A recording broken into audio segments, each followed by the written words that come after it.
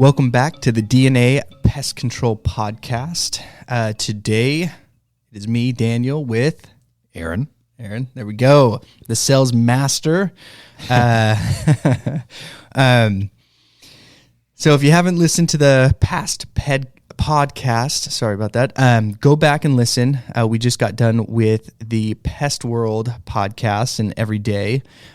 Today, we're going to be jumping into some really cool stuff that actually we pulled from Pest World, and it relates on every level. And so, Aaron, you kind of created this, so I want you to kind of roll with it. Let's go over, we have a few things lined up, but let's go over 5 and 6, and we're going to cover everything from service and how it relates to services, sales, and office. Yeah, exactly.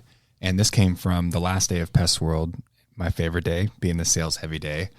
And a lot of the things that we talked about were just some of the common mistakes that, the sales team or your individual sales reps are making. And we found that so much of it applies to not only just sales reps, but the office side and the technicians out in the field.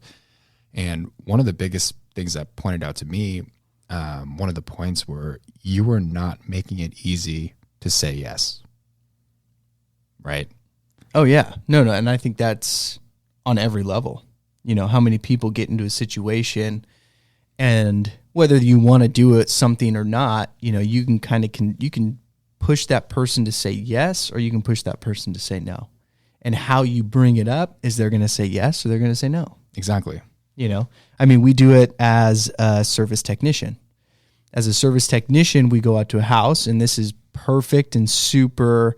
In the time that we're in, it's winter, right? It's our slow season. Mm-hmm. Well, in our slow season, are you the tech that is looking to get out of servicing a house because it's either raining, snowing, or whatever, it's windy? Or are you looking to educate the customer and essentially get them to say yes in these situations? I learned the hard way, because when I started the business, or when I first took it over, it was me and another technician. Well, I would push services off of days that were bad, because it was like, I need to go to the office. I need to work in the office.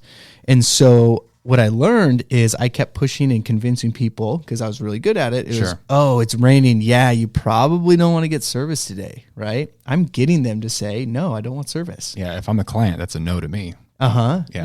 And these are perfect examples if you're a tech. But what happened is I ended up pushing all those appointments to Saturdays or throughout the week. Mm-hmm. And then my week that was fairly decent just got super heavy. And then I was overworking myself when I could have just got the day done super quick, had time in the office, and had time in the office every day instead of just a few hours that one day, because I convinced everybody to say no.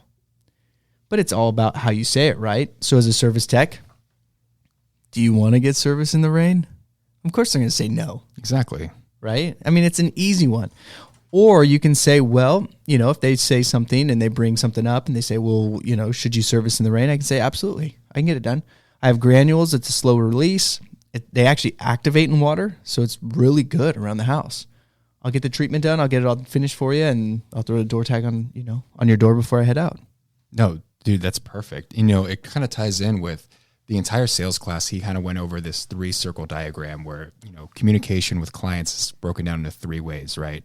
What you say, so the context, how you say it in your tone, and then the inner belief, right? So that example right there, it just showed you pushing those appointments later in the week, later in the month, because you don't feel like servicing in the rain. There is no inner belief there, right, that the service can get done. Mm-hmm. So why would the customer believe it if the technician doesn't even believe it? And you hear it in the tone. You know what I mean? Oh, yeah. No. And even on the sales side, how often do you do that because I did it. I would knock doors, and whoever has that experience knows exactly what I'm going to say is you'd go out and you knock a door and you'd start your whole sales pitch. And when it came to the close, you essentially convinced them not to do it. Oh, it happens all the time. Because you're like, well, do you want it? And they're like, well, no. Well, not anymore. Yeah, not anymore. How you said it. No, I think I don't. Yeah. And so I think that is how you're structuring Well, you have to have your inner belief. And I think that's with everything. When it comes to sales, when it comes to service, when it comes to everything, if you do not believe in the product or the service, you can't sell it. No, not effectively. No. So if you don't think that the treatment is effective in the rain because some guy told you it's not, you probably should start doing it just to see if it works. Because I didn't believe in it until I said, you know what, screw this. I have to get these services done. And I just started doing it, and we had 0 callbacks. That's interesting. And I feel like that's so rare because it's so much easier just to push it off and point the finger versus say, you know what, I'm actually just going to try it and see what happens. Yeah. Well, and I mean, oh, of course. And I think that's just something that most people will shy away from. Mm-hmm. They don't even try to see, is it going to work, really gain that inner belief to be able to convince, is it a yes or is it a no? Exactly. I mean, in your experience, when it comes to that, have you had that where it's you build it up and you convince them to say no to you? Oh, I do it all the time. Uh-huh. I mean, when I'm not thinking about it, or I don't take the right steps to prepare, or I don't believe in it, or you know what I mean? It happens all the time. Yeah. Oh yeah. Well, and it comes back into the office, and you have experience with this too, is even rescheduling somebody. So even, and I hope some people who are in the office is listening to this, you reschedule someone, you create you guide that person to be on a certain day. If you ask someone, can you do it on Wednesday? And no, just I'm like busy that, Wednesday. Sorry. No, I'm busy Wednesday, right? Now, if you ask them, hey, so I have availability Wednesday afternoon, Thursday midday, or Friday morning. That's it. You don't get any other options. Yeah. I just made you choose those 3. It's not necessarily a hard yes or no, but it's a yes. Of course. And even if that doesn't work, guess what? We're just pushing them out further. And now you have more availability. Exactly. So, it's really coming back down is how are you structuring on all levels? How are you structuring the question, or how are you guiding them? And do you believe it? Yeah. It's really that simple. And so I see on here is how many steps are you putting in between the initial contact, and in this it says first service, but what does that mean? How would we relay that to these people? Everybody who's listening, what are those steps? What would that be? I mean, in this sense, it's a little bit different because we're talking about on this is it sales, but in this, I guess, on the sales side, what would those steps be? Sure. And that's why this is part of that class itself. The first contact with the client, whether it's a cold lead or a warm lead, some referral, how many steps is it from that point to their first service? How many times are you going back? How many times are you texting, calling through the phone tree? How many times are you going back and forth between the office? Sometimes you don't realize it. You're putting the client through so many extra hurdles and so many more steps that a lot of the times they're going to get frustrated. And even if they do sign on, that initial experience of all these hurdles they have to jump through is not a great start. Yeah. You know what I mean? No. It's coming back to how easy is it to do business with us? Exactly. And then my time in the office, that was huge for me too, right? Because one of the things I wanted to change when I first got here was I wanted to make it so stupidly easy to sign up with us, right? Yeah. I wanted to make it so simple that anybody can look at it and say, yes, this makes sense. I want to go for it, right? And that takes not only on the sales side of it, but like you said, with scheduling, the office, the routes, it's applicable anywhere. Yeah, well, in that, when it comes down to the steps, on the technician side, I can say very well, even on the office side, is how many steps, when you are getting them to say yes, how many steps are you trying to create to get them to say yes to a service in bad weather? How many steps are you putting in the way to getting them to sign up with you when you walked into a gas station, you handed them a card as a technician, or even the office, how many steps, how many times are you, hey, let me call you back. Let me look over the schedule. Why don't you look over your schedule and then contact us? Are we putting in that way for them to say yes? Most people don't want to think. And that's the great thing today. And I think all old school salesmen will probably disagree and hate me for it because it's the manipulation tactic. They want to manipulate the situation to get the sell. We don't do that anymore today. Everybody knows I'm here to sell you. Right. You know, everybody knows I call the office.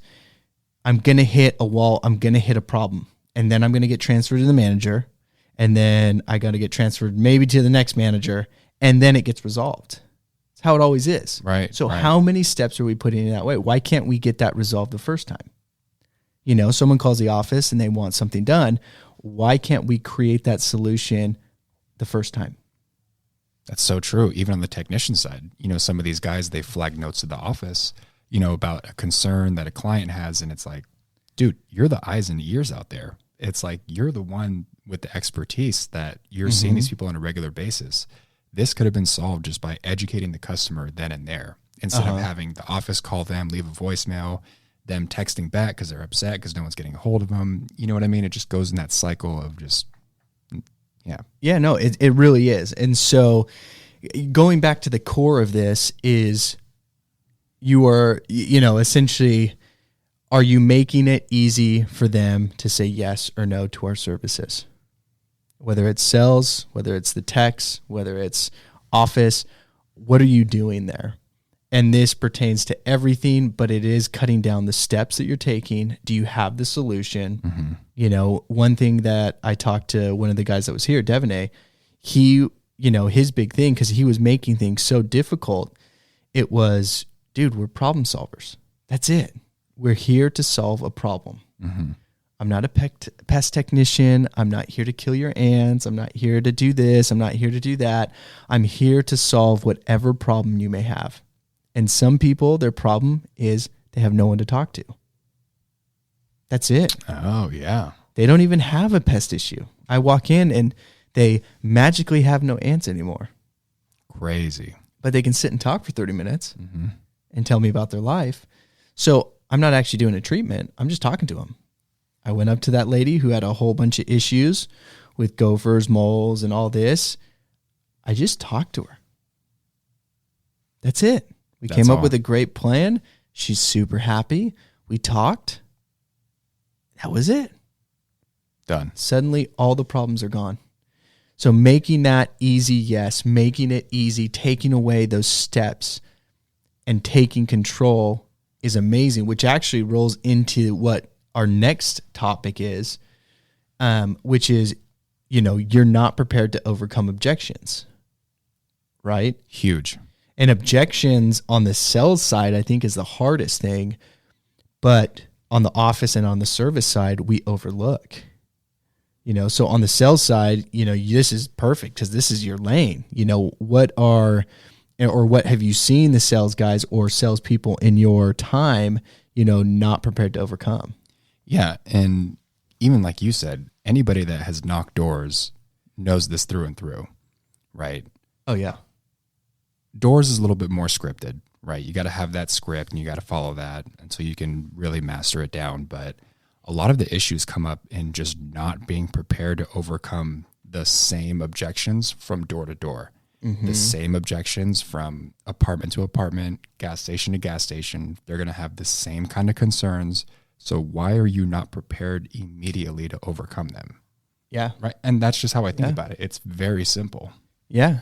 No, and you know what? That is where you see a massive difference in a great salesman and a good salesman.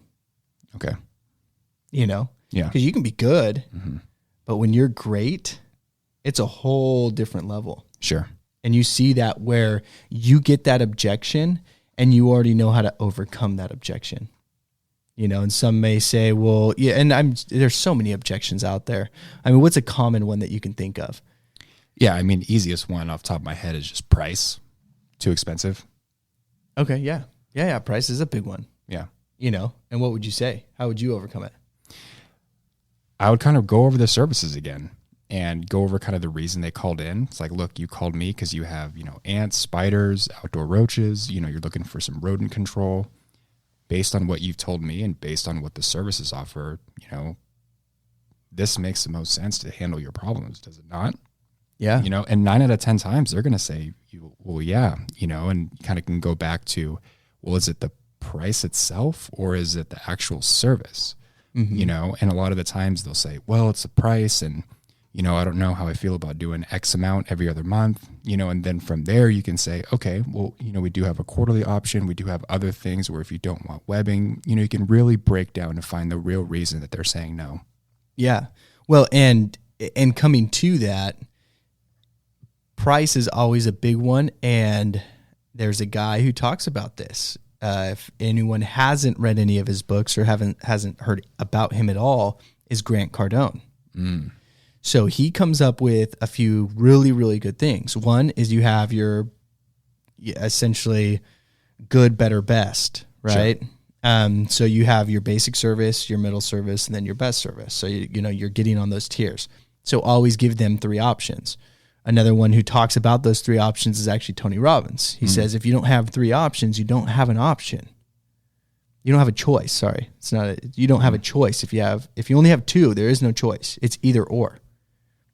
Right? Yeah. So once you get into 3, well, now you have options. Now you have choices. When you're getting into just 2 services or the pest control industry, we shoot ourselves in the foot and we say, you get pest control or you get pest control. And that's it. Mm-hmm. And so when it comes to price, the only way that the pest control guys can manipulate that is, okay, well, we can do it for 70. We can do it for 60. And then they just drop the price. And if I'm the client, I'm like, well, can you do it for 40? Yeah, you're right. Yeah. So a big objection on that side is definitely, are you creating multiple services for it? But the other thing that they bring up is a lot of people complain about price. It's because the value is not there. Right. So if they say, oh, that's kind of a lot. Well, we have our elite service and it's 115 and this is what we do and blah, blah, blah, blah, blah. They may say, oh, actually that sounds good. And what's amazing is they're willing to pay over double for a better service, but yet they complained about the price. Right. So that just shows I need more benefits, right? Whatever the price point was for the middle tier, I need something more. Yep. And that is actually coming down is when it is an objection, is it a true objection or is it a smokescreen? Yep. Smokescreen is another great one I think that's the most common one. Yeah, because some people say it's a price, but it's not the price. It's not the true objection. You're looking at something that they're not even, they're not telling you the full truth. Right. And so bringing it onto the service side, you guys will say, well, you guys are talking a lot about sales. I don't have issues with pricing, but what's your objection? We just talked about it even earlier. The objection is don't spray today because it's raining. Well, that's an objection, Absolutely. Or you go into restaurants because we have it and there's some really cheap owners and they say, well, I have flies. What can you do? There is your objection. How are you going to create that to this cheap owner who doesn't want to pay $1 over it to overcome that pricing? Mm-hmm.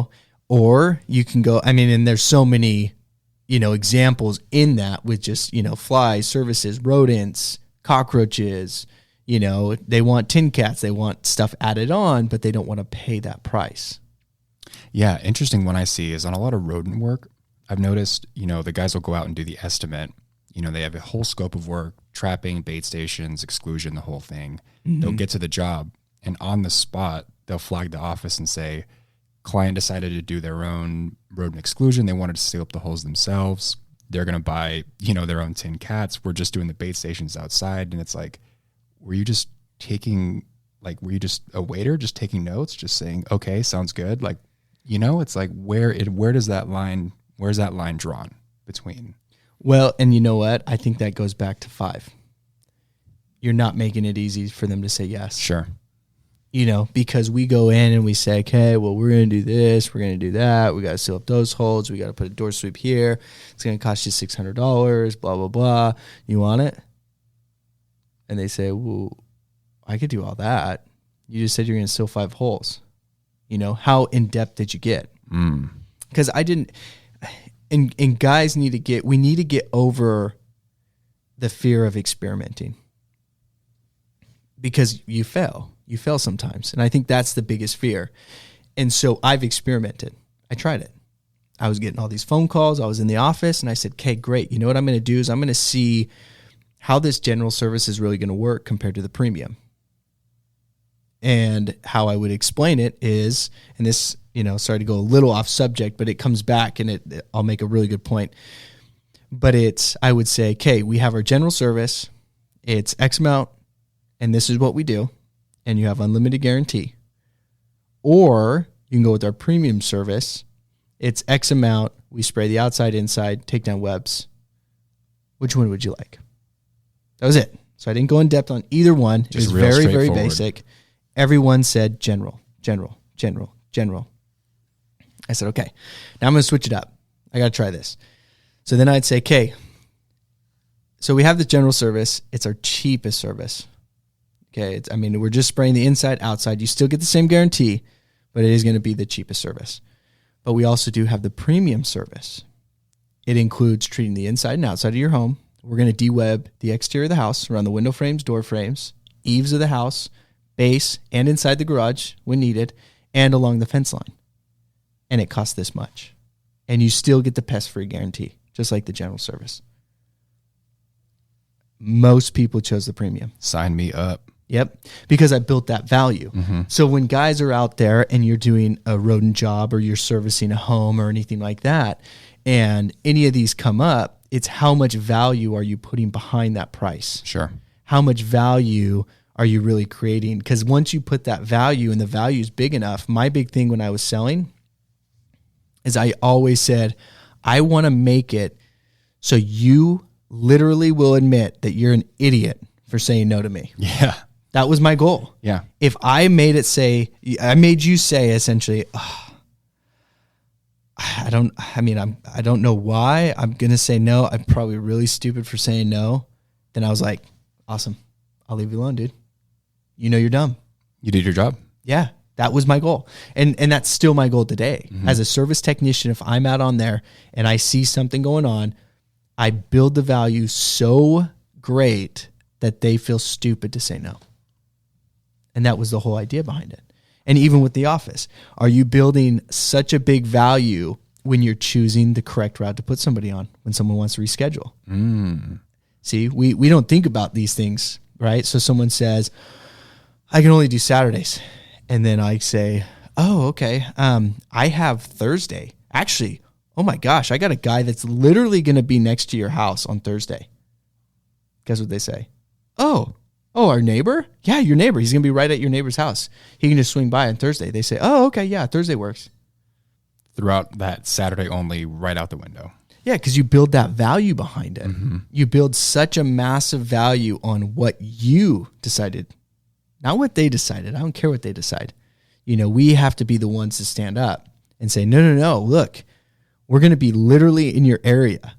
When I talk to people, I will say this. I'll say, we are literally going to be next to your house, less than a mile away, your neighbor's house, on Friday afternoon. Will that work? And most of the time, be right there. You just might as well come on by. Yeah. Oh, you're going to be at my neighbor's house. I'll even say the customer's name sometimes. Mm-hmm. If I'm really trying to put that person on that day, I'll be like, yeah, we're going to be over at Nancy's house on Friday. Can we, will that work? And most of the time they'll say yes. Yeah. I'm making the value so big that they have to say it. But that comes back down to the objection.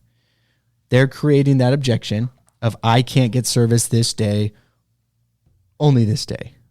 Okay. Is that a smokescreen?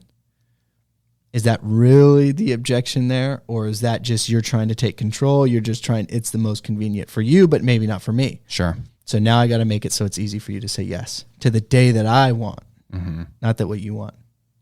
So it's really interesting to see that. On here is another one is unavailable third party. Oh yeah, that one's always great. That one's a hard one. It is. And you actually run into it a lot more over the phone for more of the office people. When you get these incoming calls, they call in, they're looking for a quote on service, and everything sounds great. They're on board, and you do kind of like a soft close, like, do you want to put your card on? We can run after the service. You want to pay the technician directly? We can be there on Thursday. And then they kind of back out. They're like, oh, hold on. I got to talk to my wife, or I'm actually calling a few people now. And, I have to do a few things. And it's like, what I try to do is like, try to find common ground with them. Right. Mm-hmm. And again, going back to how I would overcome a price objection, it's like, you're calling in because of a bed bug issue, or you're calling in because of a cockroach infestation, right? The treatments are going to be this much, spaced out over, this many weeks, as many days. We're going to guarantee, we're going to do a follow-up inspection, sign it off so you guys can reopen, whatever needs to do. Am I missing something? You know what I mean? It's and sometimes you got to put on your pants and just ask those questions. It's like, yeah, you called me here for the service, right? Mm-hmm. What's stopping you? Yeah. And most of the time they'll just tell you. Yeah. If at first they say, oh, I got to talk to my wife, I got to talk to my boss, or I don't make those decisions. And sometimes they don't. And that's fine, right? Mm-hmm. You got to let that go and just take it as face value. But it kind of goes back to just being prepared to overcome those objections initially. Yeah. Well, actually, and funny thing is, I came literally off knocking doors, and I started riding with technicians. And we got to a house, and this is great because this tech went up to the house. He knocked on the door. They came out and they said, oh, you're here to spray. And he's like, yeah, I'm here to spray. And they're like, oh, okay. Well, my mom's not here. And the tech's like, oh, okay. So we'll reschedule it to another day. And I'm like, why do I have to spray when your mom's here? Who cares? Yeah. And in that is, overcoming objections when they say that is you don't even give them the response. We'll just take care. Oh, your mom's not here. Oh, great. That's totally fine. We're just going to take care of the outside. We'll de-web. We'll put the door tag on the door when we're all finished. That's it. That's like literally, I've said that 100 times. Yeah. Thousands of times probably. And then I get the service done. So overcoming it even on the service aspect is what are those objections when you do get to the door? Are you that guy that's constantly no-showing, and no-showing would be not servicing the property? We call it no-show because that's in our system that we use.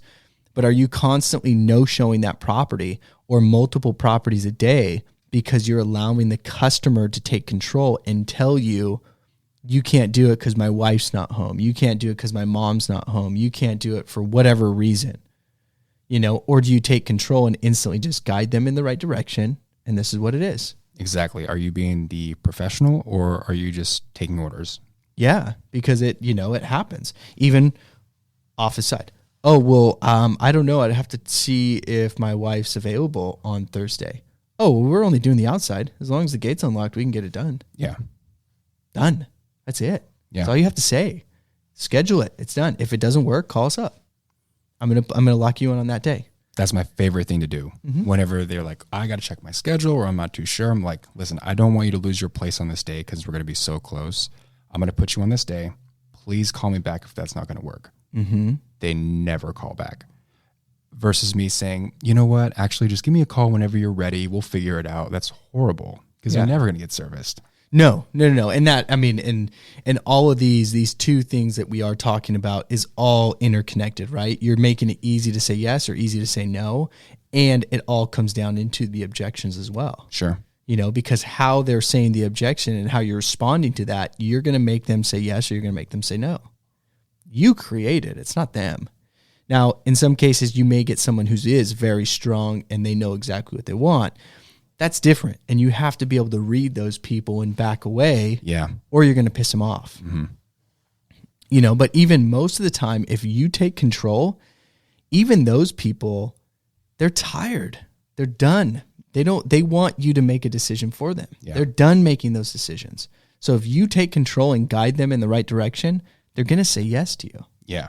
Do you believe in the product or the service you're talking about? Uh-huh. You know what I mean? Are you saying it correctly? Are you using the right tone? Are you being monotone? Are you emphasizing where you need to? I think this is more for the sales side, but it still pertains to the office and the service side as well. Well, because you have to, it absolutely does. But you have to be able to know, and believe in what you're doing. Mm-hmm. Because even when people say, I need to talk to my wife, or I need to talk to my husband, or whatever it is. On the doors, we always said, are you getting ammo? Are you getting the ammo you need to be able to throw it back at them? Which all comes down to questions. So even if they are, let me think about it. I'm going to check pricing. I'm going to check a couple other companies, blah, blah, blah, blah, blah. Great. So if we could get it done, what day would you like best?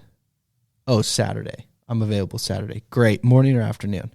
Oh, morning. Saturday morning, I can get it done. That's when I'm most available. I have a ton of stuff going on. Excuse me.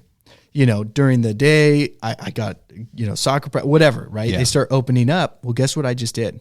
I just got so much ammo, because now when it comes to the closing time, now I'm going to say, okay, no, that's totally fine. I get it. You're going to call a couple other companies. If you want, Saturdays go the fastest. They always get booked out. So if you want me to lock you in on this Saturday, I can get everything put in. You can still call other companies. I don't care, but let me get your information. Let's get you locked in. And then at least you have that. So then if you do find a better deal or you do go somewhere else, that's fine. Just call me back and then we'll cancel it out. I like that. I don't want to miss out. I bet you they won't call you back. I bet you they're going to keep the appointment. Yeah. It's very, very rare that they're going to just not. You built up that value behind Saturdays go super fast. Because I've taken people from other companies because they schedule them out, past the day that they wanted. If you can get out here earlier, I'll go with you. Okay. I'll come out right now. Yeah. I don't care. I'm going to get you on. So, are we overcoming that? How are you building that up? Are you building that value? Is it just a smoke screen? Are you gaining that ammo to be able to throw it back at them, even as a service tech, even as the office, finding out a little bit about them? Get that ammo, turn it into a game. It's huge. Yeah, that's what I've done. That's what I do. I'll go out there. I'll play with them. I'll see what it's like. I get to know them a little bit. I'm asking these questions, and then I can throw it back at them at some point in the future. Then I'm ready for it. And then I say, okay, good. Now I know, what's important to them. Now we can go and say, okay, look, Saturdays, sorry, it may be booked. Luckily I got a spot. Let's get you in. Yeah. And actually, what's sad is most of the time it is. I am making an exception for them, and I'm getting up earlier just to go get them done, even though I probably shouldn't, or it's easier on the day if I didn't do that. But I will do that to build that value to get them in. Of course, it's worth it 10 out of 10 times. Yeah. Yeah. Oh, yeah. So it's that. So on this is just a quick recap. Well, actually, before we do that, is there anything else you wanted to hit on, Aaron? Anything you wanted to throw in from these classes? I know we only hit 2 of these. There's 8 sections on here. There's 8 total points because the title of the class was Common Mistakes You're Making in Sales, or Why Did You Lose the Sale? Right. And we just hit on numbers 5 and 6, and, we can go off on a tangent on all of them. But I think the thing that sticks out to me the most is actually just the inner belief, what you say and how you say it. And I think that's so overlooked. And even myself, when I started in the office, I remember having a conversation with you, and it's like I was signing people up, but I would look at the phone log and it was like 11-minute call, 15-minute call, 13-minute call. Yeah. And it's like, how do I get that shorter? Not that I'm shorting the client or not that I'm trying to rush them, but how can I give them all that value in half the time so I can keep doing that? And I think the changes we've made have been phenomenal to do that, right? The process of getting people on board, having the right departments, having the right processes in place, it's been huge. Oh, yeah, I think so too. I think and even when people are rescheduling, we've cut those times down, and you're not filling it in with all this stupid stuff that I think even bigger corporations fill their stuff with. And T-Mobile's a big one. I'll throw them under the bus because every time I call them, they always ask me the same dumb question, which is, oh, how highly would you recommend us? Well, to shut you up, yeah, I'd recommend you guys. Just let's move this conversation on, but they fill everything in and they're filling all these little gaps. And it's like, guys, I know I've been a customer with you for 10 years. I know it says there on your computer and it pops up and you're just reading the script. Oh, thank you for being a customer for X amount of years. Yeah, just don't even say it. I already know. Yeah. I don't really care. I know you're just reading reading the monitor. It's not like it's anything creative, but are you creating those steps? How many steps are you putting in that barrier before we can get to the solution to my problem? Yeah, exactly. And how easy is it to do that? Mm-hmm. Yeah, because even going down on 5 and 6, right? So 6 is those objections is essential that they're problems. Objections are problems. Mm-hmm. Are you coming up with a solution to that problem? And if you do, then it's a smokescreen, because then they'll create another objection, which then you just overcome, which then creates another objection until you get them to say yes. And all you're doing is getting more and more ammo. And you're just getting more and more information. The more information, the more ammo, and the better everything is. And we have to remember that. And so even when it comes to those 3 circles that you did hit on is inner belief and what you say, I just want to hit on this is when you're saying whatever you're saying, focus on what they've said. And what I mean is what's their need? So what you're saying back to them or their objection or whatever it may be, is it relative to the conversation? True. Are your recommendations specific to what they need? Mm-hmm. Yeah. Because when we are overcoming some objections or we're trying to make it easy to say yes to us, sometimes we start talking about what we want to talk about, not about what, we need to focus on them, not us. Mm-hmm. And a lot of people cut that off and say, well, it's about me. I've had a lot of calls about rodents this winter. It's been crazy. Well, they have spiders. They don't care about rodents. And sometimes we go off on a tangent on something else. Mm. And so even if it's inside sales, outside sales, service technician, you may have just gotten from a rodent, exclusion job and you're doing a normal service. Don't talk to them about rodent exclusion. They don't care. Talk about what's relevant to them right now in the moment. Oh yeah. And that's going to make everything smoother.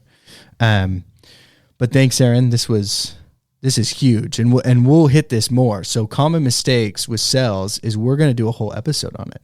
Yeah, I'd love to. Yeah, we will. So we wanted to hit something small, quick today, give you a little bit, a little taste of what this class was, and that sales is actually on every level. Whether you're answering the phone, you're overcoming objections on the phone to customers, whether it's a complaint, because that's an objection, mm-hmm. whether it's rescheduling, because that's an objection, and they may object to the day that you want, and they may want a different day. Or if it's a service and you're out there doing services and you're coming up to a cheap customer that doesn't want to spend a couple bucks on something that you're going to add, what is that? You have to know how to overcome those objections. And when it comes to, making it easy to say yes, are you creating barriers to make it so they'll say no? Are you making it easier? Goes back to the office. As an office person, are you making it easy for them to say yes to that day? Or are you creating, all these barriers to make it, no, I don't want it that day. It's so true. You can only come at 6:00 at night. No, I don't want that day. As a service tech, are you making it easy for them to accept a new service that they do need? Are you able to build that value behind it and make it easy to say yes? Or it's kind of like, you could use it, but I don't know if it's really going to work. You're making it easy for them to say no. Yeah.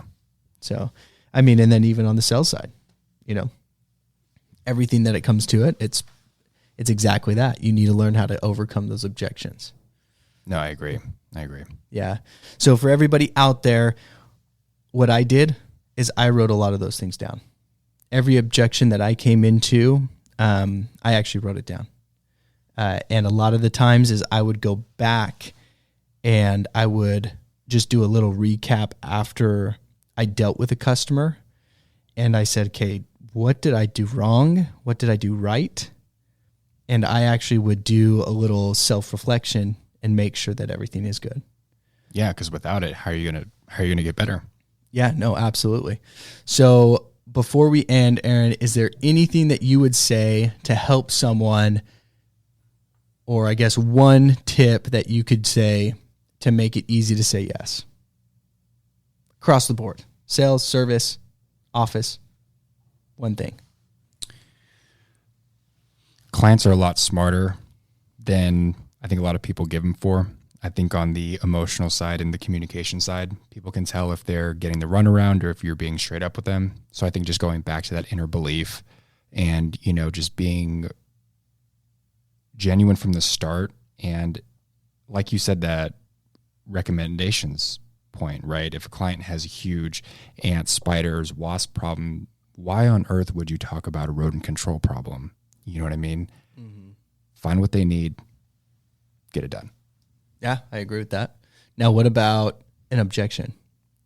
If you had one tip that you would say, this is how you can make overcoming objections easier. Biggest thing is preparation, practice. Coming from knocking doors, I know you have the experience too. Mm-hmm. I had it down to a science. Like I can basically just verbatim, someone threw an objection at me, I can just throw it out involuntarily, right? And I think that practicing, rehearsing it, role playing is huge if you're in a management position and you're really looking to get more productivity, especially on the sales side. Role playing with these guys and rehearsing it with them and actually seeing what they're saying to some of these common objections might surprise you. Mm-hmm. I mean, after some phone conversations, I'll hang up the phone and like, did I really just say that? So next time I go into it, I'm a lot more prepared and more engaged and I have that ammunition I didn't have before. Yeah. No, awesome. Well, thank you so much. Especially for these, just 5 and 6, we are definitely going to come out with, the common mistakes on sales. And on that episode, we want to focus on, and what we want you to learn when we are doing it is slow season doesn't have to be slow. Right. We can make a slow season busy. Maybe you want it to be slow. That's different, but we can make it busy. And overcoming these common mistakes is going to resolve all of that, especially if you want to stay busy and keep growing. But thank you for listening to today's episode on are you making it easy for the customer to say yes? And are you able to overcome those objections? Are you prepared to overcome those objections? You know where to find us online at dnapestcontrolpodcast.com. You can email us at dnapestcontrolpodcast@gmail.com. And you can find us on Instagram at DNA Pest Podcast. Thanks for listening and get ready for the next one to come out soon. See ya.